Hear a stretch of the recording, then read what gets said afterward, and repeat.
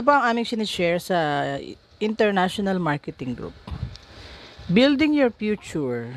Ayan, building your future. Taking control of your money. Diba? Yan po ang sinishare natin sa International Marketing Group.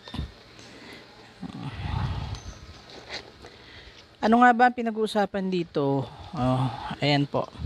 Why do we need financial education? Bakit daw po ba? Kasi many good, hardworking, smart, and young and old failed.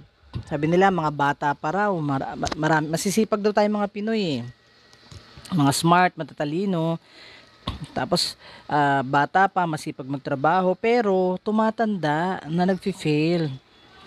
Tapos wala siyang retirement or savings. Marami pong ganun. Minsan nga, engineer, matataas yung mga profesyon, pero hindi nila